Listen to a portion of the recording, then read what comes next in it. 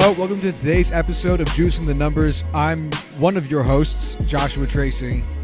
And I'm Corwin. And today we're going to be talking about MLB field size and foul territory as it pertains to Cy Young Award winning. And yeah, let's get going. Let's do it. Explain to me this ginormous spreadsheet that you put yourself together, that you put together. But before I get there, this whole idea came from when I was in LA in February. I took that tour at Dodger Stadium, and one of the first places they start you off in is they kind of like walk you through this big few different hallways that have a replica of all of the awards that any Dodgers player has won. And I'm not sure, Corwin, if you were aware of this before looking at the spreadsheet, but the Dodgers have the most Cy Young wins in MLB history with 12. I haven't looked at the spreadsheet yet because I wanted to make sure that... Don't. Don't do it. Nope. We'll save it piece by piece.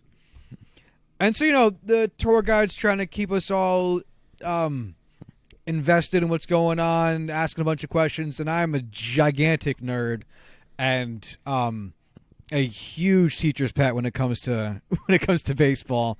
So, I'm answering all the questions. Oh, God, yes. I felt like I embarrassed the shit out of Pete because I kept answering all these guys' goddamn questions.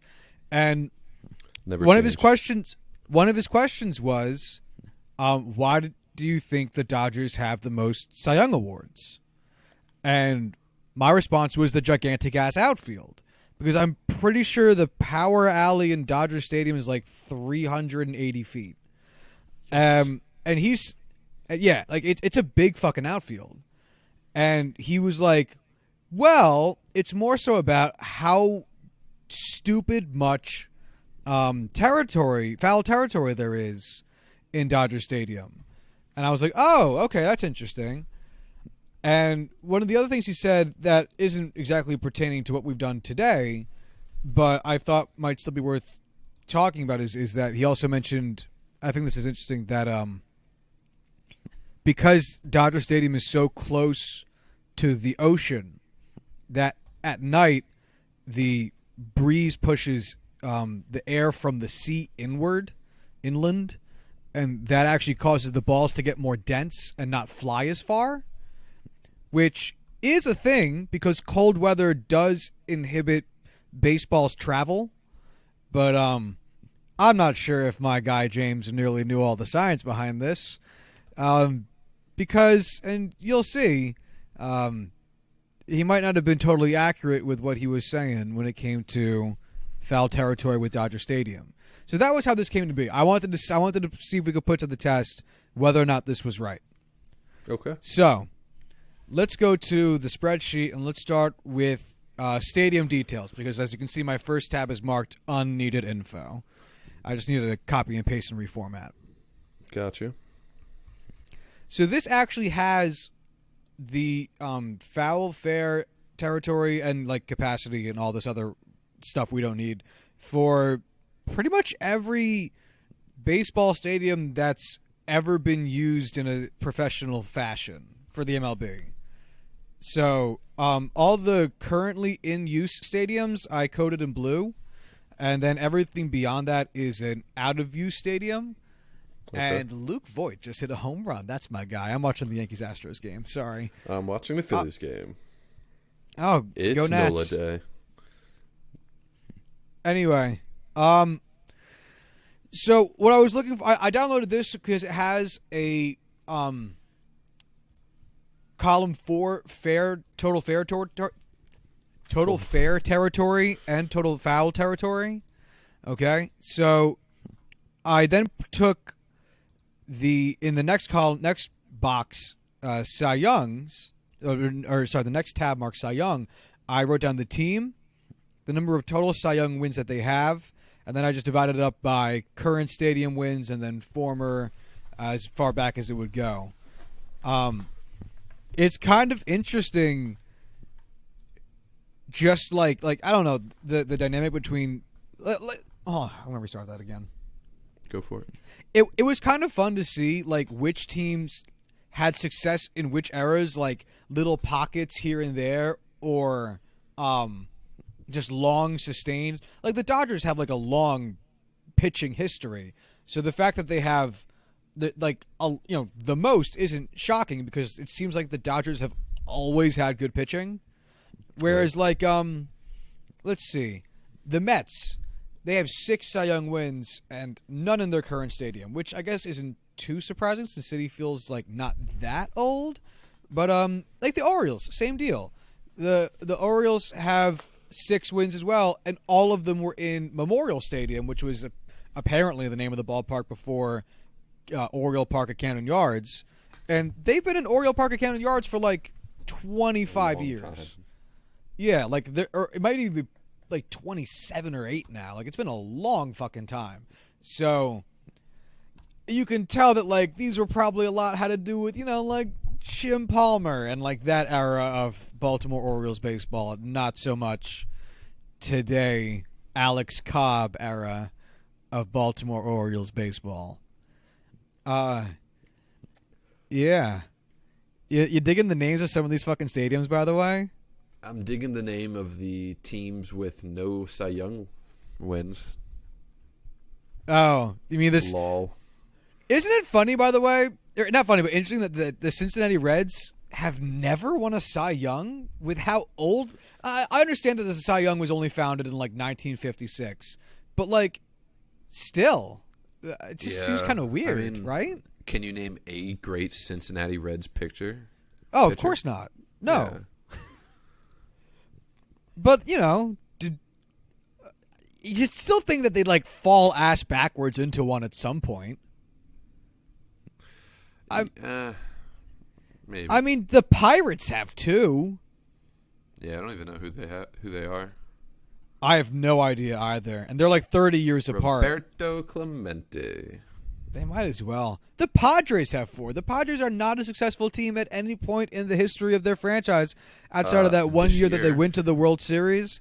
And like the Reds were an unstoppable force for like all of the 70s and most of the 80s.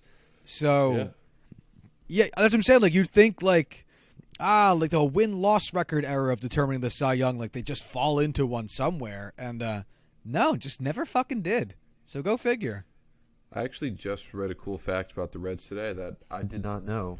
That what right after World War II, they changed their name to the Redlegs because they were scared of the red threat of communism. Yeah. Pretty cool. Little history stuff that, you might not know if you don't follow baseball your whole life, but it's pretty fucking cool. You know who I just learned about in the world of baseball a few days ago? Roberto I actually still have it up on my phone. All right, so like, no, dude. Do you know who, and I want to make sure I get his name right, do you know who Sadaharu Oh is? No. Yeah, so Sadaharu Oh is the world home run leader. What? He, in the course of his professional career, hit, and let's get this number right as well, 868 home runs. What league? Exactly. Japan. Japan? Yeah. He was a left-handed, left-throwing first baseman. He played for the Yomiuri Giants from 1959 to 1980. So 21 seasons there. Played until he was 40 years old. Honestly, if posting for Japanese players to the MLB was a thing, he probably would have gone with these fucking numbers. I mean, like they're really fucking good. I'm looking at them. It doesn't matter what league you're playing in. If you hit over 800 home runs in your career, you're probably decently good at baseball. Yeah, 868 would put him like just about 100 more than Barry Bonds. Yeah. So now, granted, pitching in anywhere but the MLB isn't as good as it is in the MLB because of the cumulative nature of talent in the MLB. It's gonna weed out, or it's going to attract the best and force them to be better. So, with a grain of salt. But you know how I learned who Sadaharu Oh is? I do not know. It's really stupid. Are you aware of the song "Hey Ladies" by the Beastie Boys? Yeah. So I love the Beastie Boys.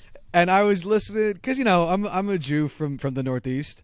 It comes. You're born. They hand you a mezuzah. They hand you a copy of Paul's Boutique, and they hand you a slice of challah, and that's how you're born into the world. And As so I was a listening to non-Jew Paul's from the Boutique. Northeast, I don't know what any of those words meant. So the mezuzah is the necklace I wear. The little symbol-y guy.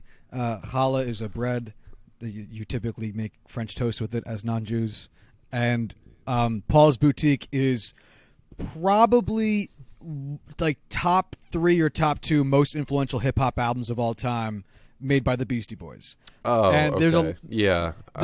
There's a line in Hey Ladies, and I got more hits than Sada Haruo, and I was like, who the fuck is Sada? Except my whole life listening to it, it's like it was one of those lines where I would just be like, ba ba ba, I don't know what they're saying here, and I'm not gonna look it up. And then I'm thinking to myself, like, no, like this has to be a baseball thing. Like, what else would they be referring to? And that's how I found out that this is a remarkably well-known figure, and I'm just late to the fucking game on my Japanese baseball shit. But yeah, Sada Haruo. That's how I got there, and that was a massive deviation for what we're doing. But that's how I got there. Yeah, you really threw me off with like the Paul's Boutique thing, because I just didn't think that you would. I don't know why. Even though we were talking about the Beastie Boys, like I don't know why someone would give you a book called Paul's Boutique, and why it was so culturally important to the Jewish people. Yeah, it's right there, man. It's all there. Yeah. Everything you need is in Paul's Boutique. The other thing I noticed while going through all this is I really miss old baseball stadium names, because there was no guaranteed rate field. There was no T-Mobile Park. There was Qualcomm Stadium. There was Qualcomm, but San Diego's a newer team, so that makes sense. Yeah. But like fucking Olympic, Comiskey, Hubert H. Humphrey Metrodome, Chavez Ravine. Oh, so get that. Chavez Ravine is just Dodger Stadium. Really? Yeah, because I went crazy trying to find what the fuck Chavez Ravine is. Because when the Angels were first founded, they were founded after the Dodgers had moved to L.A., but before they had their own ballpark.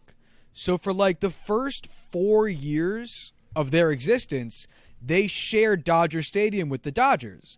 But because they were the Angels and not the Dodgers, instead of calling it Dodger Stadium, they called it Chavez Ravine. Gotcha. That makes sense. I mean, right? Because Angels are playing the Pirates in Dodger Stadium, It sounds clunky. It sounds wrong. Yeah, because I was going crazy because they won a singular Cy Young Award before Angel Stadium was built, which they've been in like their entire existence. And it says Chavez Ravine. I couldn't for the life of me figure it out. So the stats for Chavez Ravine and the stats for Dodger Stadium will be the same because they're the same. Looking at just like the top few teams here for total Cy Young wins, the top 5 being the Dodgers with 12, the Red Sox and the Red Sox, Phillies, and Braves all tied with 7, and then the Orioles and the Mets tied with 6. I mean, just anything surprising or of note for you with these teams? Man, I mean, I'm surprised the Diamondbacks have so many, just because you would never think of the Diamondbacks as being, a great team. But I mean, with clearly you're forgetting about the fact we brought up several times is Randy Johnson winning 4 consecutive Cy Young Awards. I know. Yeah. But again, I know Randy Johnson. I know how dominant he was. I just never picture him as an Arizona Diamondback. You know what's funny? I have no idea who that 5th fucking guy is. Because you're right. Outside of Randy Johnson and Zach Greinke, name me an Arizona Diamondbacks pitcher that's not currently playing for the team, or Patrick Corbin, I guess. Name me a vintage Arizona Diamondbacks pitcher. No. Yeah, exactly. Who the fuck else won a Cy Young for them? I had that thought several times. Like the Chicago White Sox have won Cy Young Award in their current stadium. I got no fucking idea who that guy was. But yeah, anything else that sticks out to you? So I understand where you're coming from with the Diamondbacks. Anything else sticking out to you? Let me see. the Yankees only having 5. That doesn't surprise me much either, honestly. We've never been a team known for our pitching. You always think about the Yankees, it's our sluggers, and it's never usually our pitchers.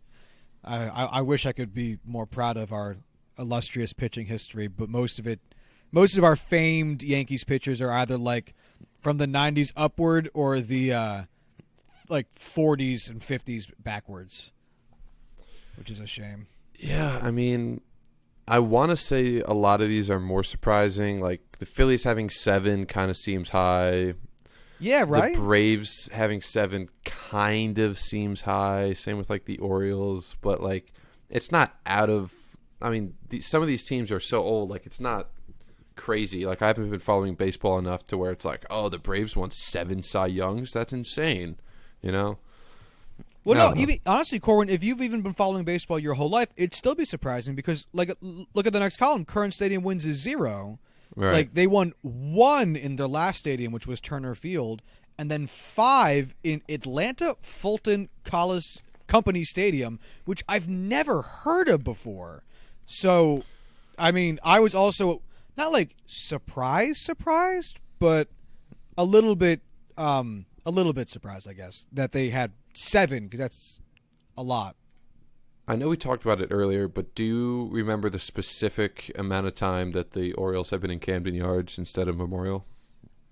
I want to say Camden Yards, it definitely opened in the 90s. I want to say it opened in like 92, thereabouts. I want to say it was pre-95, so I want to say like 91, 92, 93.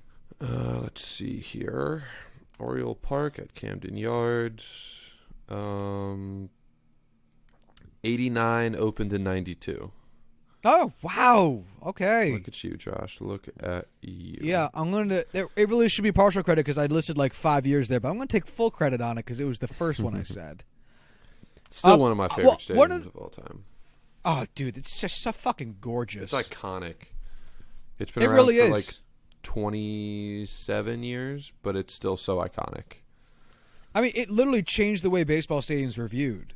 Because before that, you had like Three Rivers and like a bunch of like baseball parks that held like 80,000 people that were never getting filled. Well, and they were like Three Rivers was a football field with baseball played in it, you know. Oh, is it really a football field? I've only ever heard it referred to as a baseball field. That's where the Steelers used to play before Heinz Field. Oh, she didn't know it.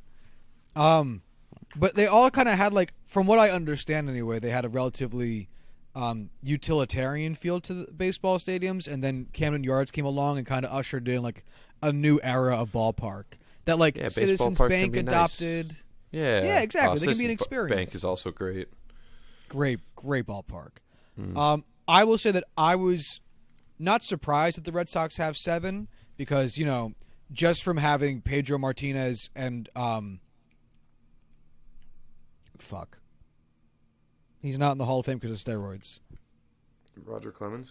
Roger Clemens, Jesus. I feel like this is the second episode that I brought him up, and it's the second time I have, because he has the whitest name in the world. I just can never think of Roger Clemens. Anyway, so like just between those two, it makes sense. But you'd think that like with how shockingly little foul territory there is in Fenway Park, that right off the bat would show some kind of antithesis towards our good friend Jim's theory that Dodger Stadium has its copious amounts of foul territory is the reason it has so many Cy Young wins. You know what I mean? Maybe just because it has a giant outfield, like you said earlier, and because the Dodgers could buy any great pitcher that they wanted and did for a while. Yeah. Not really. All their really great pitchers kind of came up with them, with the exception of a few of the Negro League guys that they picked up in their early years. I don't think Greinke came up with them.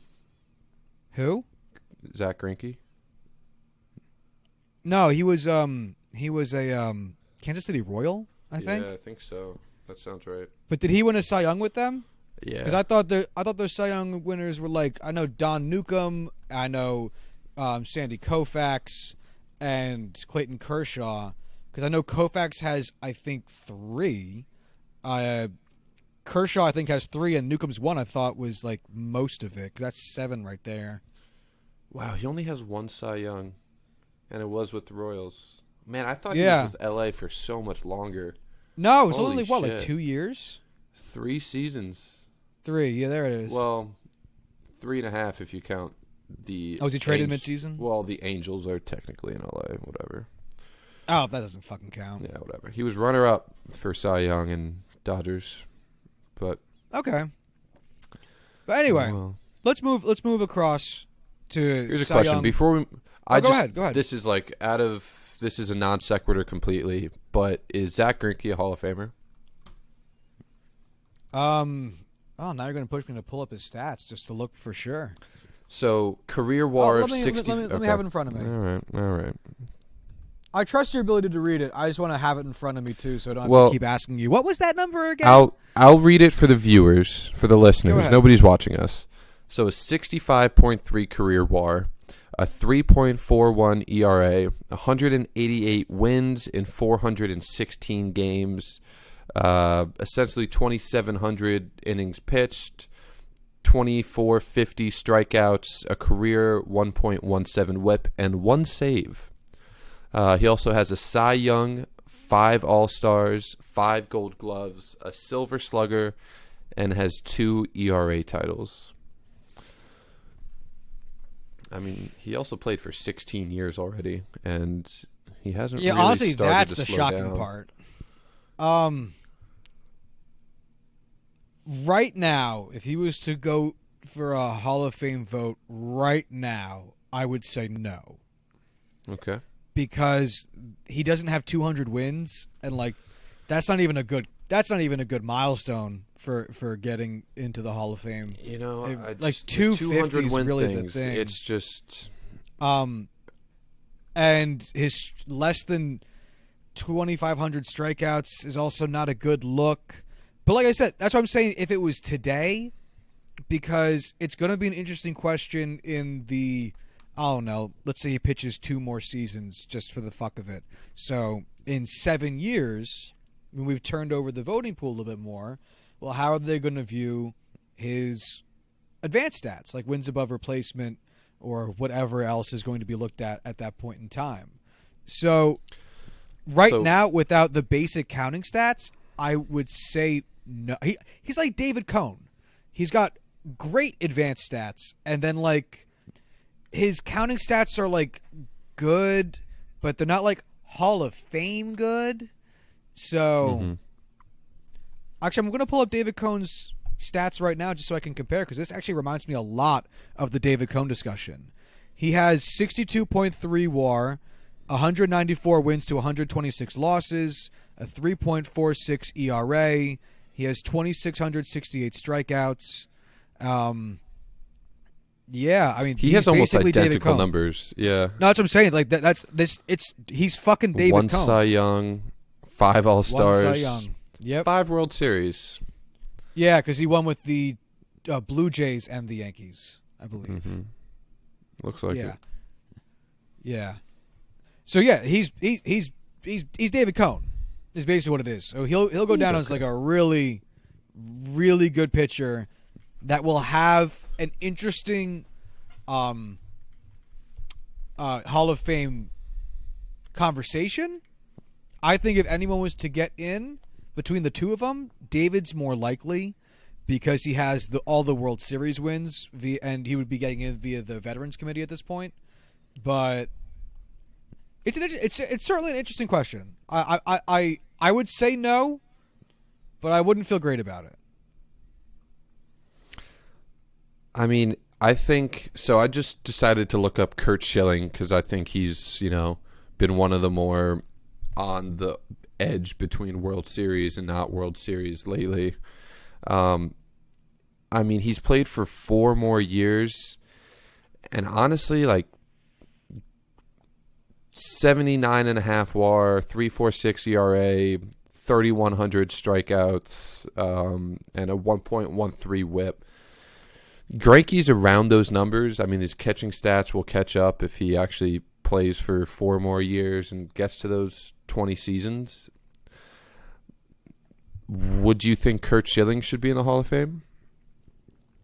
Oh, absolutely, he should be in the Hall of Fame. But he's also had way more success than Zach Greinke. Has he? He's never won a Cy Young. No, he hasn't, but he has 700 more strikeouts. He has 30 more wins. For the advanced stats, he has 16 and a half more WAR, which is 3 All-Star to Cy Young award-winning seasons. He's also played for 4 more MVPs. seasons. Actually, 5 more seasons than Greinke has. Yeah, but that's not to. We can't just assume that Greinke's going to be a 5 WAR player for 3 to 4 more years. Right, but when you look at it, 30 wins. No, we're taking we're taking it for right now. We're not extrapolating stats because that's a pointless ass conversation. The reason Curt Schilling's not in is because he's a colossal asshole who advocated for writers to get lynched. He's not in because he's not a great pitcher. He's a great pitcher, but he literally advocated for baseball writers to get lynched. And that's why he's not in the Hall of Fame. Yeah, he's a terrible human being. That's why he's not there. Rightfully so. Hey, so what topic were we talking about today? A little bit off track. That's fine. Little bit. All right, so let's go over to the Cy Young Award versus Foul Territory tab, which is our penultimate tab. Before we sort, which stadium do you think is going to have the most foul territory? I'm going to say Dodger Stadium just because we've talked about it. And I'm going to have my number 2 guess be the Polo Grounds because why not? Even though I'm sure that actually is probably going to have the least. Polo Grounds won't be included. There was no Cy Young Award while it was in operation. Fair enough. So go ahead and sort by largest foul territory and just see where the Dodgers rank on this list. You're gonna scroll down quite a ways. Yeah, they're at 22 something. They're at 38. 38. They have the third tied for, or no, they are the third because Chavez Ravine is the same thing. They have the third least foul territory in all of baseball, just behind Fenway Park for the Red Sox and Wrigley Field for the Cubs. So right away, without even really looking at anything else in this conversation, I can very much so confidently say that our good friend Jim, the tour guide at Dodger Stadium, is full of crap. Which is a shame, listener of he's the also Juicing the Number podcast. Dude. Oh, okay. I was just going to say let's get him fired for misrepresenting the Dodgers, but if he's a nice guy, I don't want to do that. Oh, he's a great fucking dude. Okay. But that's what sorry what I threw tried me to off get you to so lose much. your job. So if you look at the top one, it's Oakland Coliseum, which has very much a reputation. Oh, yeah. Yeah. It's a football stadium. Yeah, that shit's fucking enormous. I mean, so was Candlestick Park at number 5. Yeah, and if you look at these top few, so Oakland Coliseum, it's foul territory in 1,000 square feet. So multiply all these numbers by 1,000, and that's the total square footage of the foul territory. Oakland Coliseum is at 40.7, which is the most by a lot. And it has 5 Cy Young wins in it. Yeah. You go over, second place is Atlanta Fulton County Stadium, which was where the Braves played when they moved to Atlanta. And they, with 35.9 thousand square feet, they also have 5 Cy Young Award wins. Third place, the Hubert H. Humphreys Metrodome, where the Twins played, 34.3 thousand square feet, 3 Cy Young wins. So, and then next is Candlestick, which only has 1, and Metropolitan Stadium, where the Twins also played, which also only has 1. But still, for a top 5, I mean, that's a very handsome amount of Cy Young wins with 15. Yeah, that's a lot. That's not nothing. Yeah, and you expand that out to the top 10. Then you have Tiger Stadium, which has 3 wins in it. Memorial Stadium, which we brought up with the Orioles, which has 6. And then Milwaukee County Stadium, which has 3, 2 for the Brewers and 1 for the Braves when they were the Milwaukee Braves. Forgot a nice one in there, Josh. What is it? Cleveland Stadium for the Indians with a Cy Young win. Always forgetting them Indians. Well, I was just going with which ones had won multiple, but yeah, Cleveland Stadium is also up in there. So what's also interesting, though, let's go all the way down the bottom again, and let's look at the bottom 5. So it's Yankee Stadium 1, which it's tied with Minute Maid Park, I should say. So Minute Maid Park and Yankee Stadium, old Yankee Stadium, are tied with 21,000 square feet, and Minute Maid Park has had 2 Cy Young Awards, 1 inside of it, and Yankee Stadium has had 5. So next is also a tie because it's the same stadium. It's Chavez Ravine, which is Dodger Stadium, and Dodger Stadium, which has 19.3 thousand square feet of foul territory and has, between the Angels and Dodgers, 12 Cy Young Awards, although the Angels not much pulling their weight on that one, with the Dodgers having won 11 and the Angels having won 1. Then second to last is Wrigley Field with 18.6 thousand square feet of foul territory. They have won 5 Cy Young Awards, and the Red Sox come in at last in Fenway Park with 18.1 thousand square feet of foul territory and 7 Cy Young wins. So also here at the bottom, with our bottom 5 stadiums and 6 teams, also a fuck ton of Cy Youngs.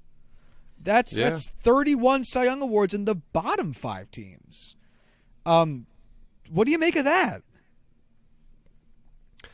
I am actually currently trying to put together a chart to try and figure out. I have in the next thing, so I wouldn't worry about it. You didn't? It says graphs right next to it.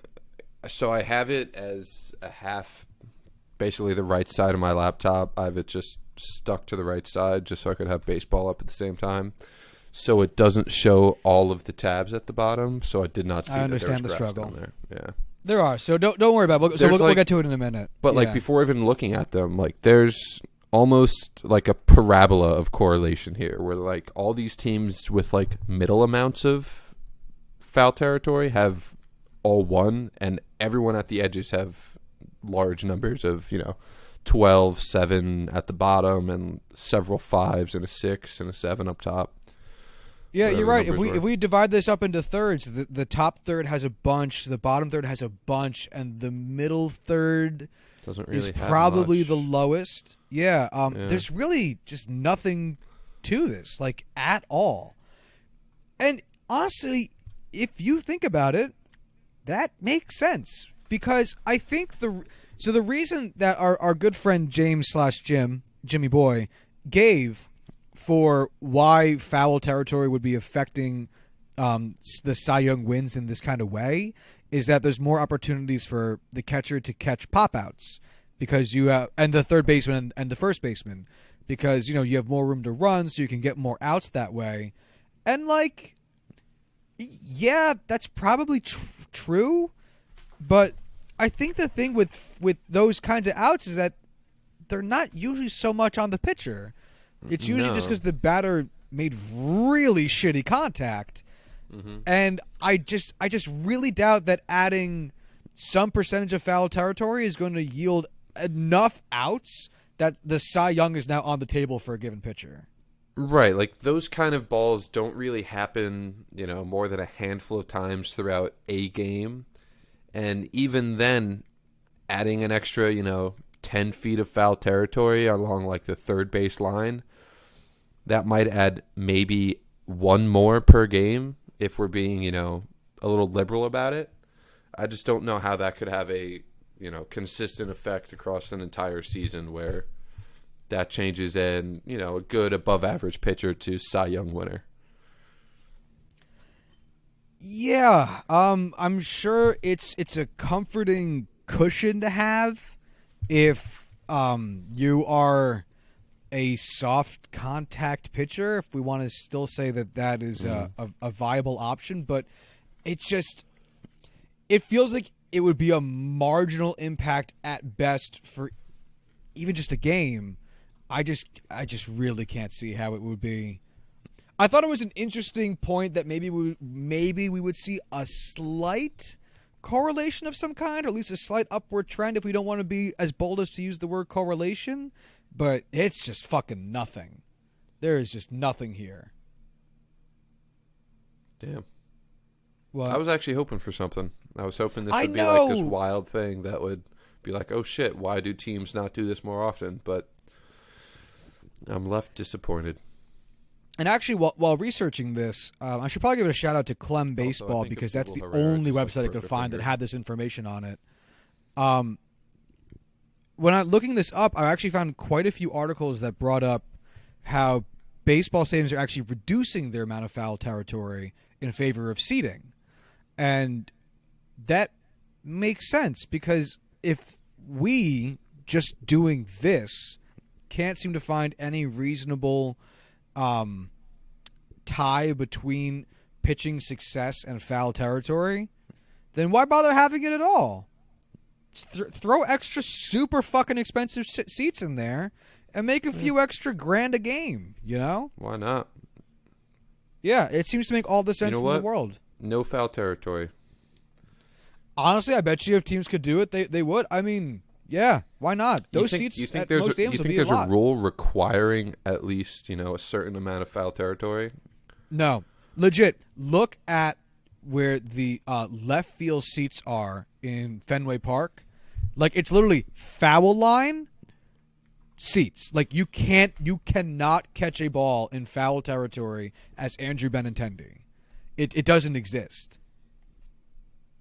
Huh. Fenway Park. Images. Left field.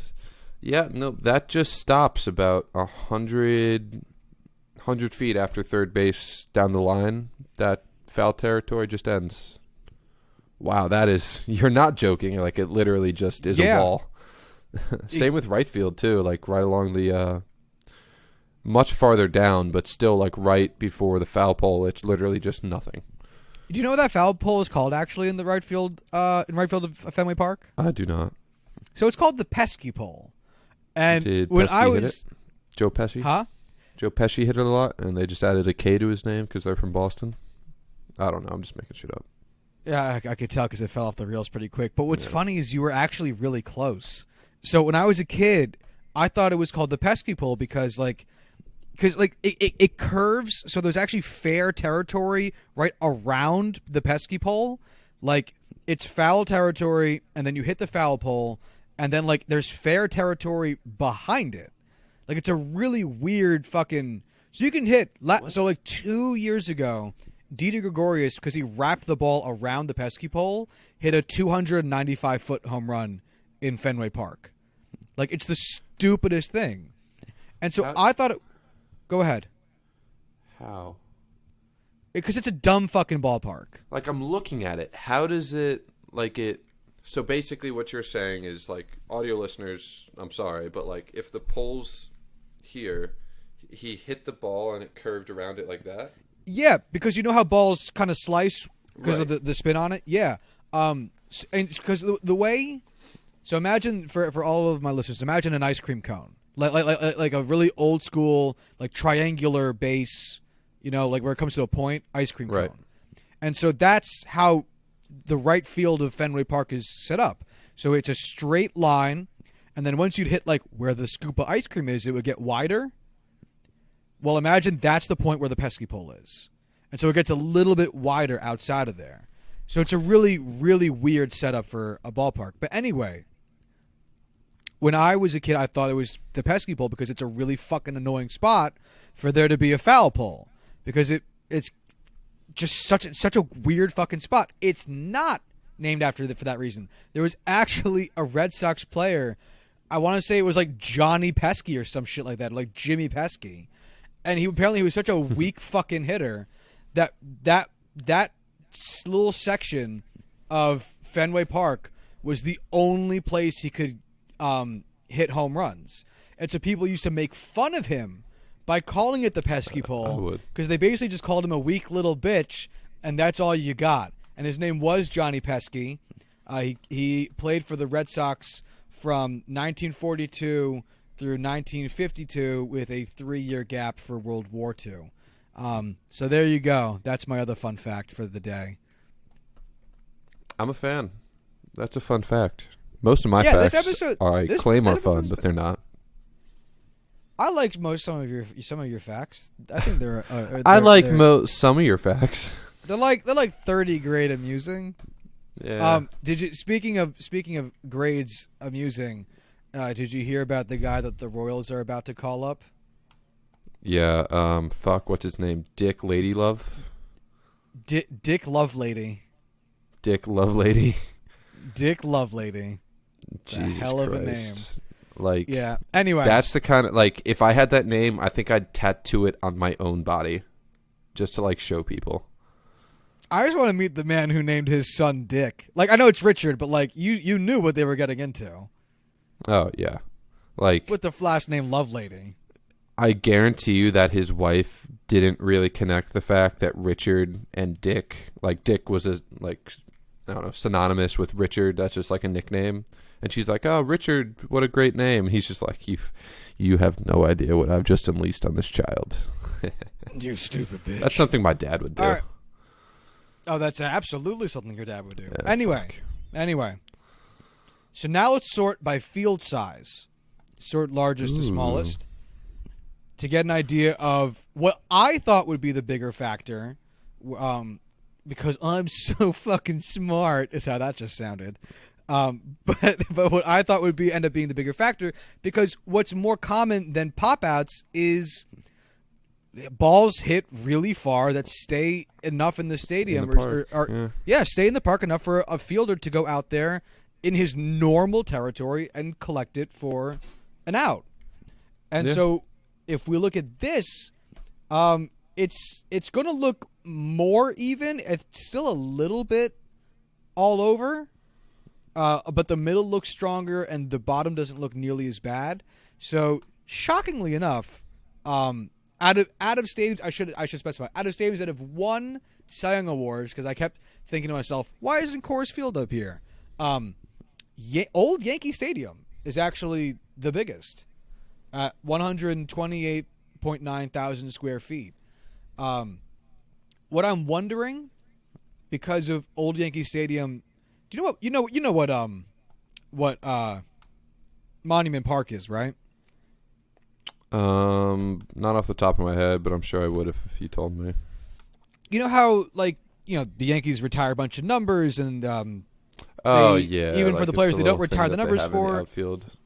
Yeah, it's right in center field, right behind center field. They put like busts of their retired players and busts of players who like maybe weren't retired but like made an impact to the Yankees organization in some way, stuff like that.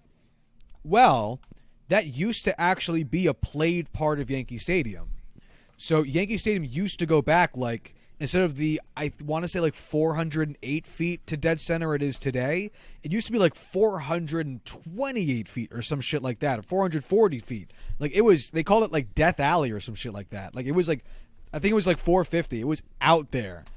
And Monument Park was in the middle of center field. So if you wanted to run back to the center field wall and catch a fly ball, you had to run around these goddamn statues, literal fucking busts, just in the outfield to get there. But I'm wondering if that uses those dimensions instead of when they made Monument Park a behind a wall scenario, which shortened the park and then took away some of the playable field. That's my theory as to why the number's high. But anyway, so Yankee Stadium. So I have a question. Yes. Why is Coors Field not on here? Because they never won a Cy Young there. That's fair. It's the same reason. Same reason. Polo Grounds isn't here. Gotcha. I feel like Coors Field, at least being like a current stadium, you would have thrown it on here just to check it out. But that's fair. I understand that. Corwin, look at this spreadsheet. Do you think I wanted to do more work? Yes. Knowing you, rather than doing your actual job, I would say you would absolutely rather do baseball work than normal work. Hey. You're not wrong. I know. Oh, I was about to get real upset if you tried to claim otherwise. The Devils just got the first overall pick. Taylor Hall, man. Ooh, Jack Hughes, Taylor baby. Hall. Fucking doing it all the goddamn time. Rangers pick second? That's you got what I'm talking Kakko. about. Oh, Kakko. That's my fucking rebuilding team. Now go get my zucchini back. All right. Oh, that makes no sense out of context. How does it feel to have Capo Kakko on your team now?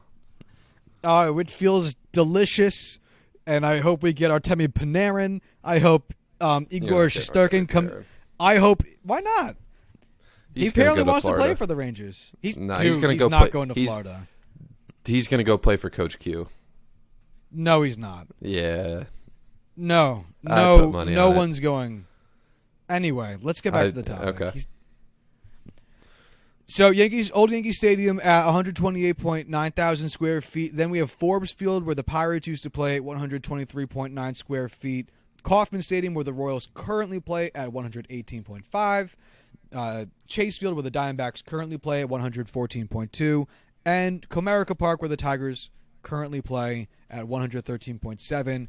And all of these, with the exception of Forbes Field for the Pirates, are multi-Cy Young winners. The Yankees won 5 in that ballpark. Pirates won a single one. Royals have won 4 in Kauffman.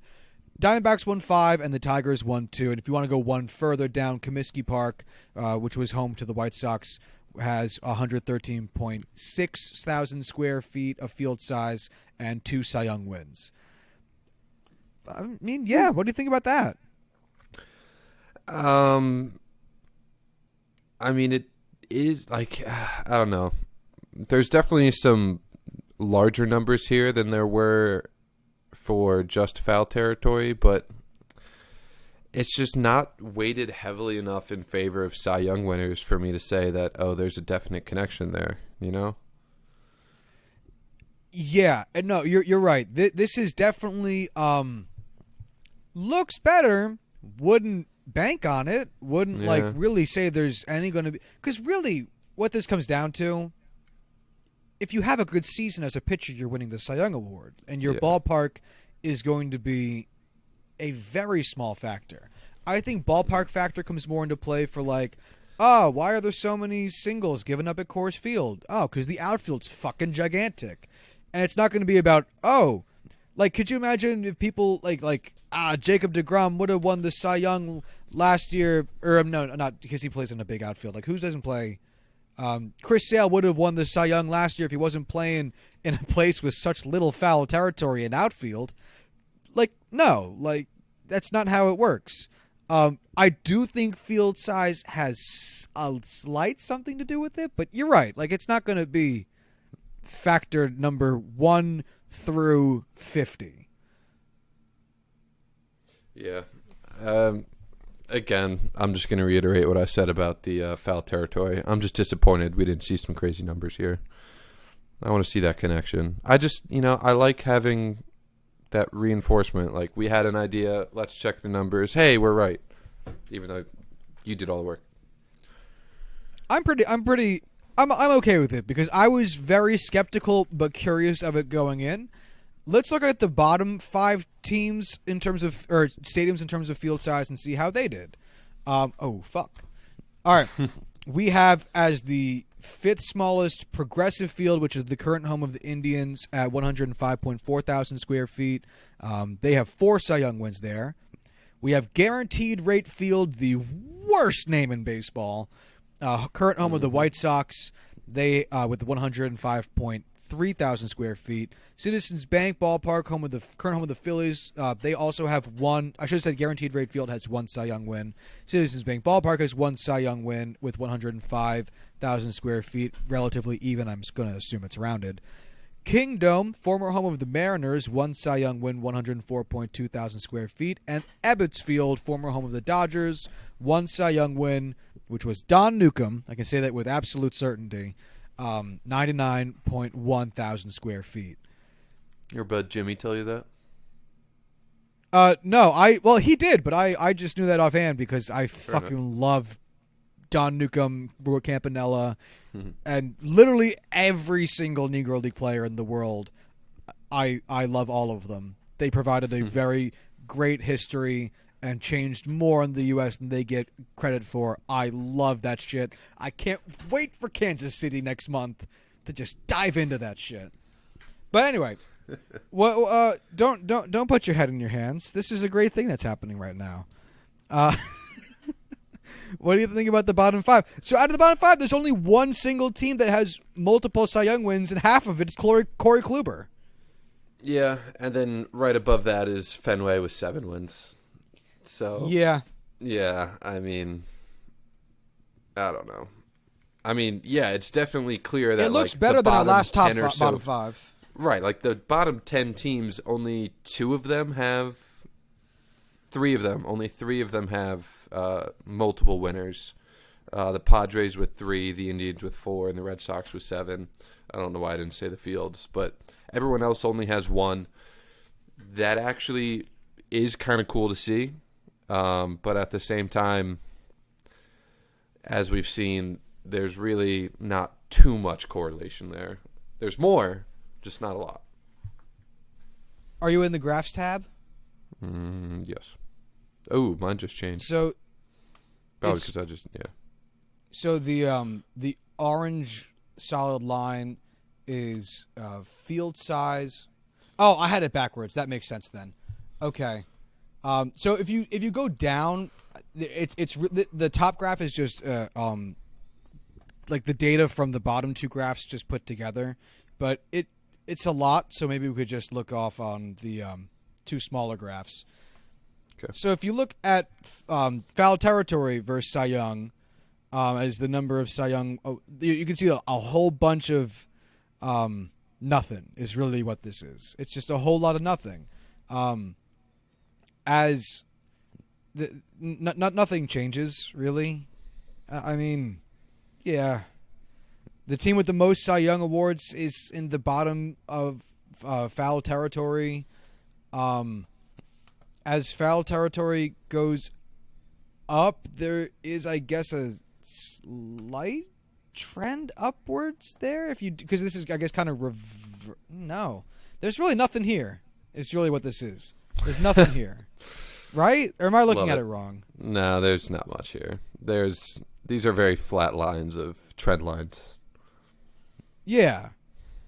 Yeah, there's it's just so all over the place. There's nothing to really. I've talked myself into it. This is nothing. Like, if we wanted to put this in real statistical terms, our correlation coefficient would be very close to 0. Very much so.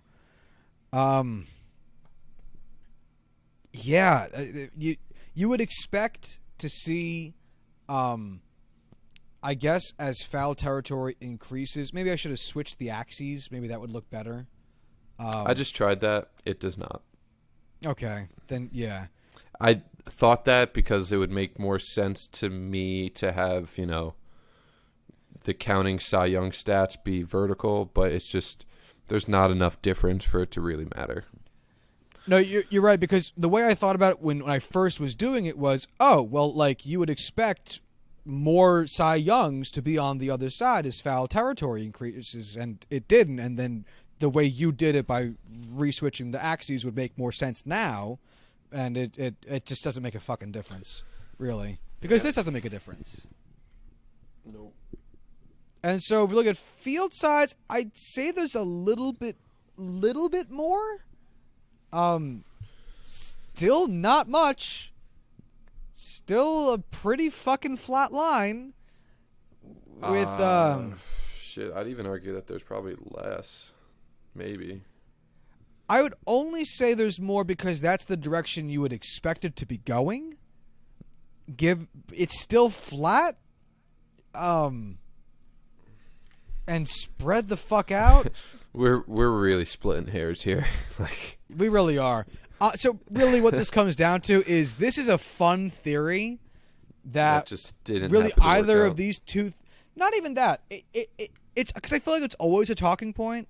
And maybe not when it comes to Cy Young discussion, it doesn't come up.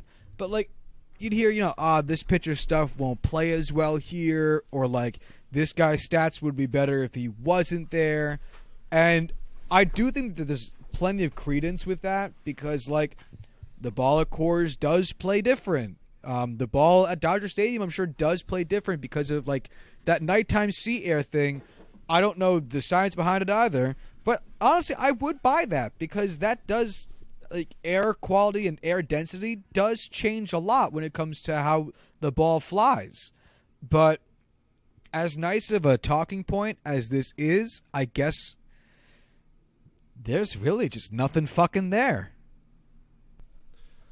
So I'm now just realizing that I know Randy Johnson is 80% of Arizona's Cy Young wins, and being Randy Johnson, he kind of puts a little bit more of a chance to win a Cy Young than a non-Randy Johnson pitcher. But I'm surprised that with the dry desert air in Arizona, which basically means there's less water molecules in the air. So fly balls would be able to fly farther with less resistance. I'm surprised that they have 5 Cy Youngs. So you know what? Now that you mentioned that, I works. believe Arizona was actually the first team to have a humidor for their baseballs, even before Coors. So I think that could be the reason why. Right. Plus, they ranked pretty high on the field size, right? So maybe those two things put together helped prevent some more of the long ball. Yeah, Chase Field came in at number 4. Yeah, I guess I'm also surprised. It's tough to say surprised because we're talking about things that don't have too much correlation to anything else. But I guess I'm relatively surprised we don't see like really successful teams having more of these awards. No, even then the Dodgers are a successful team. The Sox are. Mets and Phillies not so much. Orioles not so much. Braves used to be. Yeah, they did, man. Braves were all over the place with that shit. Maybe it'd be more. You think that if we expanded the scope and did like top 3 Cy Young finishes, that we might find more of a thing here just by giving a larger sample size? As sample size increases, so does accuracy of your data. But do you think just with how small of a difference we found these to make, given how many total Cy Young awards are we dealing with here? Almost 100? Yeah, I don't think we'll ever be able to see a noticeable difference, you know. Yeah. I want to say maybe it'd be more interesting because, but this wouldn't be a ballpark. Because I was thinking when you brought up Atlanta, like I bet Smoltz, Glavine, and Maddox were stepping on each other's feet all the time.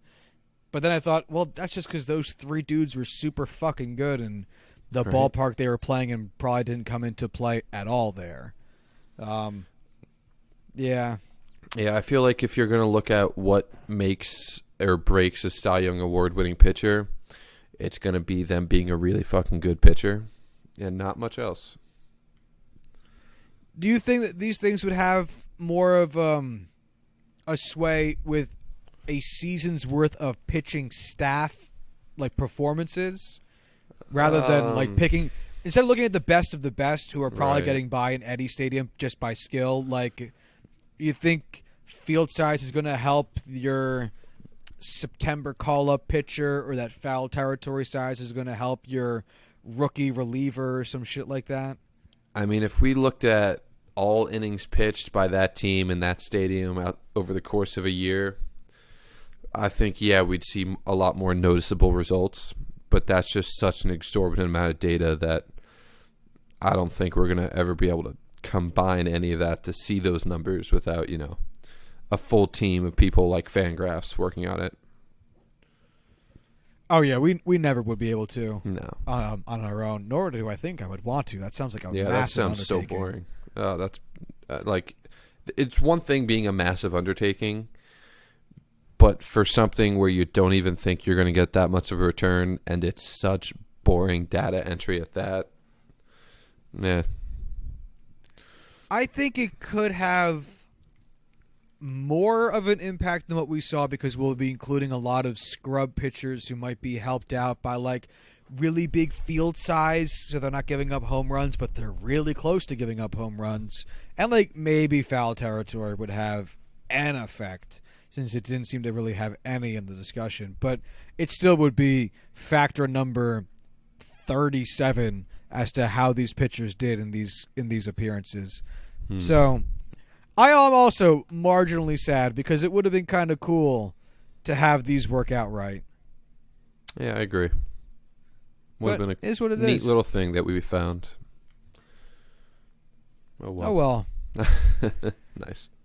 So let's just wrap up a little bit with some just around baseball talk, because I really, really want to talk about the Red Sox. So before you do, I have something I want to bring up. Did you see the Luis Severino news? Oh, that, yeah.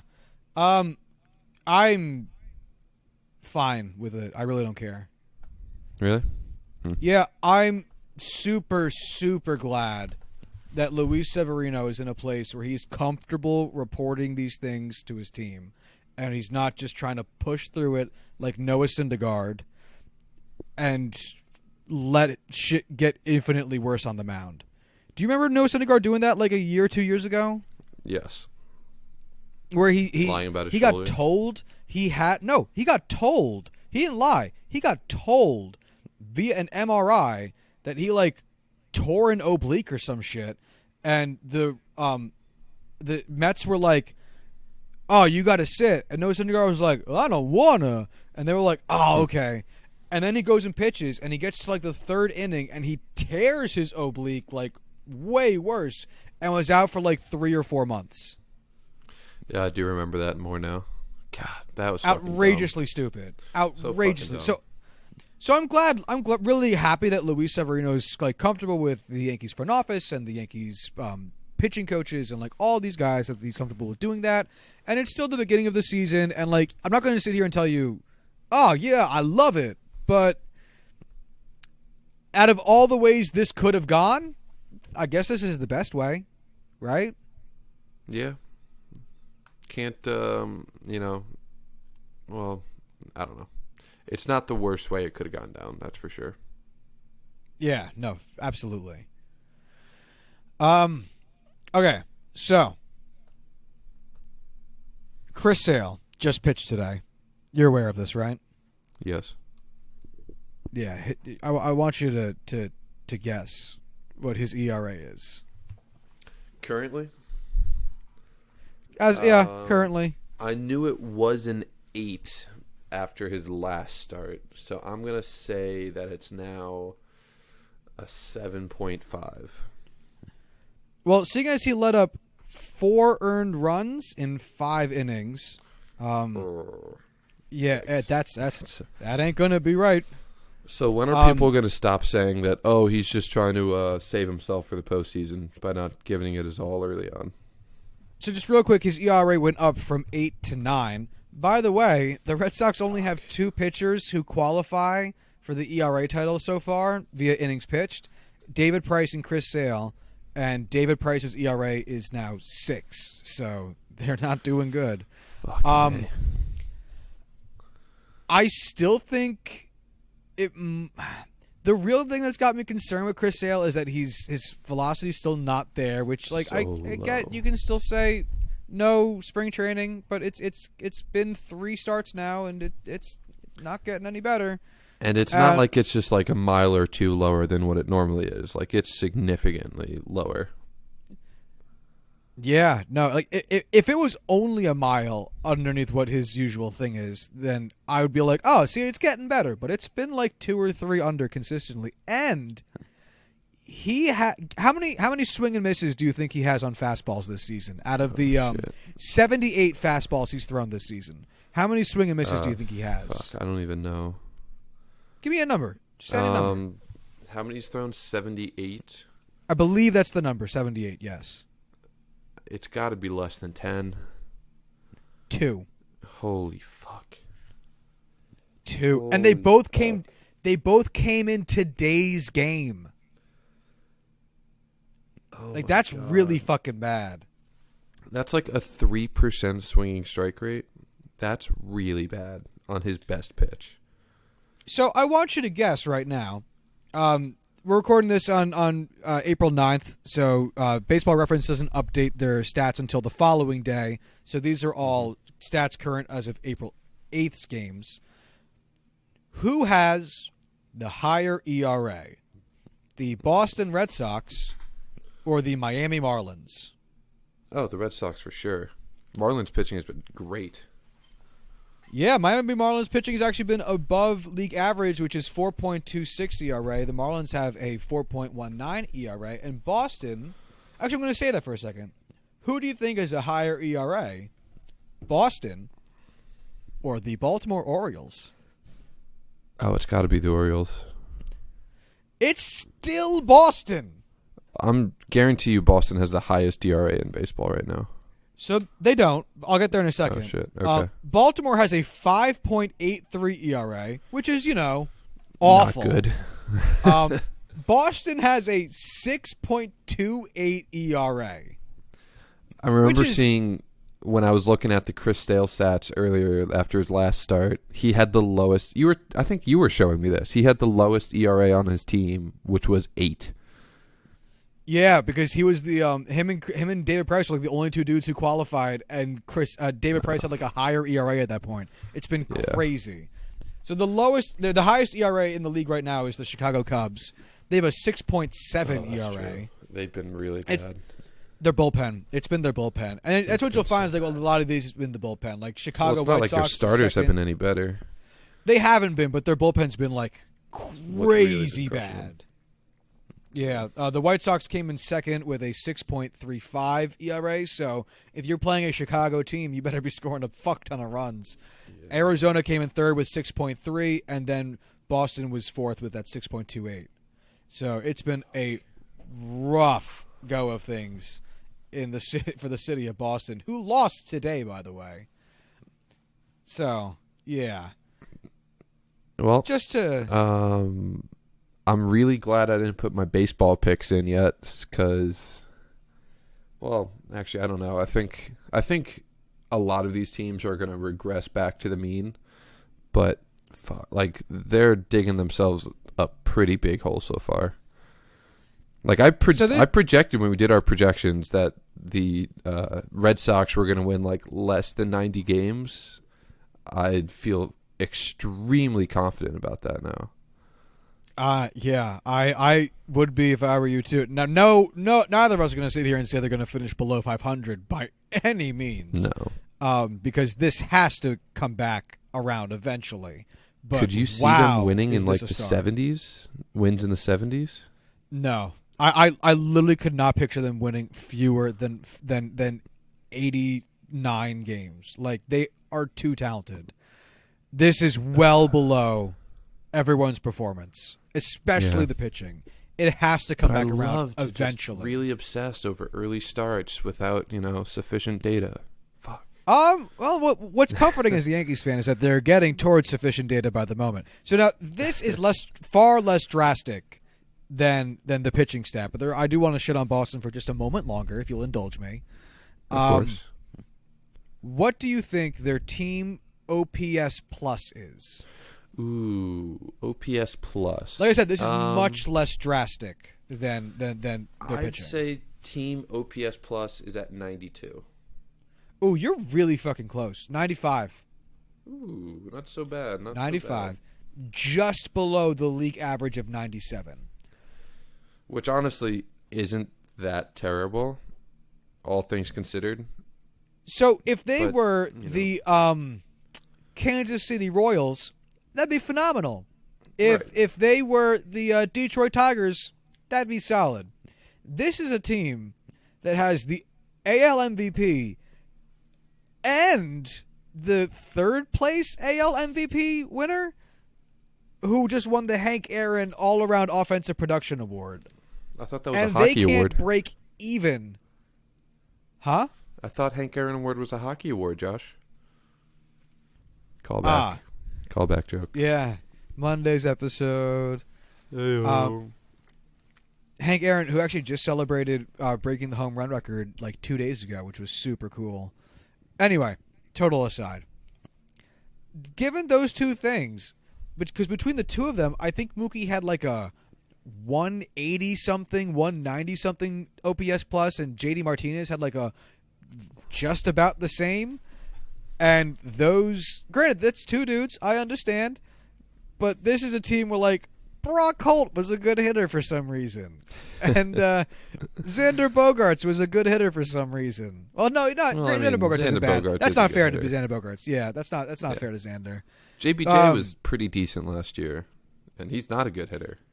No, yeah, he had a great second half last year. So, like, this is, I think, what we've been talking about more so than the ERA stuff, because that has to stop eventually. But, like, it's a team chock full of average to below average hitters with, like, 3.5 dudes who are, like, good to really good. So, this is, I think, the offense of the Red Sox. Maybe a little bit lower than I was expecting, but like what I was expecting. What? Just a stupidly effective bullshit bunt by the Armand Marquez. Armand Marquez? So dumb. I love Armand. But yeah, that's my shit on the Red Sox talk. Do you know what the score? Do you know what the score of the Reds Marlins game is right now? No. It's 14-0. No. Which team do you think has the 14? I think it's. That's a wild question. With how bad Cincinnati is, I'm gonna go Miami, but it's not like Miami's a good team. I know. Please tell me Luis Castillo didn't. Yeah, okay. I was gonna say Luis Castillo gave up all those numbers. Fucking Christ! And it's the top of the ninth. Oh my god! Oh my god! God, I love baseball. What's the name of their number one pitcher? Well, quote unquote number one pitcher. Who's they? The Marlins? Yeah, Jose Urania.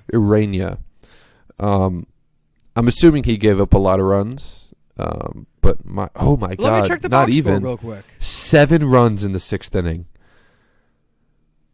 So let's look at the Marlins. Jose Urania. He pitched 5 innings. He gave up 8 hits, 3 walks, 4 strikeouts, 4 earned runs, 1 home run. Then Wei-Yin Chen, who was like the highest paid person on that team, came in 2 innings, 7 hits, 2 walks, they just hit a double. 3 strikeouts. He's going to score 10 earned runs and 4 home runs. Score. Oh, good for a 24.75 ERA. Lorenzen's going to break up this shutout. He's got a man on third and second, 2 outs, top of the 9th. Yeah, wow, this game is just bizarro land. Josh, can you please come visit just so we could sit and watch fucking baseball together, please? When you're home, bud. But let's wrap up this show so we can get out of here. If you want to complain about anything, go fuck yourself. But if you want to give us compliments and money, you can send that request to our Gmail, which is juicingthenumbers@gmail.com. If you want to hit us up on Twitter, you can do so at JuicingPod. And if you want to check out the show notes for this episode and all previous episodes, which includes the spreadsheets for this episode, the stats, think of all the numbers and the highlighting and the graphs, you can do that at juicingthenumbers.wixsite.com/website. And so many graphs. And we'll talk to you guys on Monday. Take it easy. Bye.